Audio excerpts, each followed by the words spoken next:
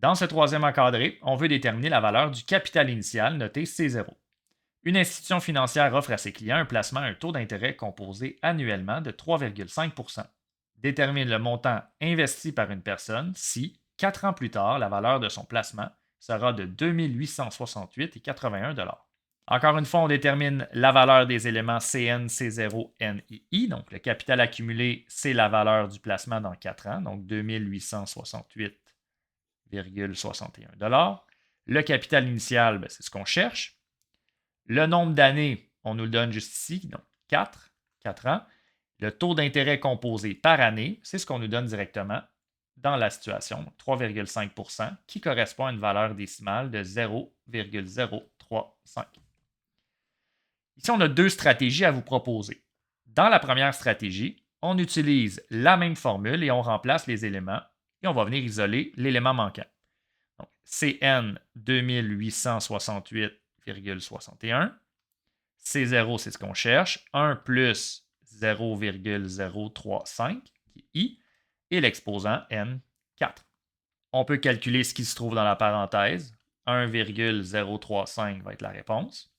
Et au lieu de calculer la valeur 1,035 exposant 4, qui risque d'avoir une série de décimales assez longue, on va tout simplement gérer le tout en blocs. On va diviser par 1,035 exposant 4 d'un seul coup sur la calculatrice.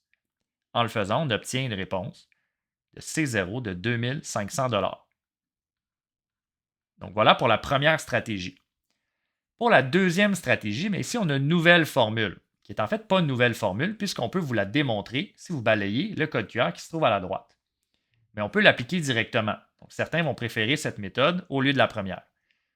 C0, le capital initial, égale CN, le capital accumulé cette fois, multiplié par 1 plus I, exposant moins N. Donc, on a un exposant négatif dans cette nouvelle formule.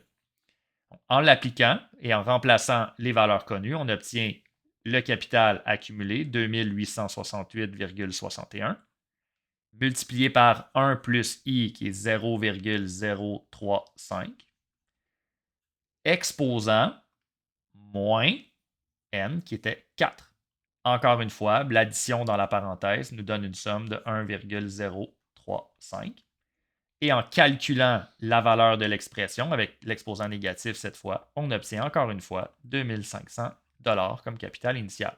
Et on peut maintenant donner la réponse. Le montant investi par cette personne est de 2500 $.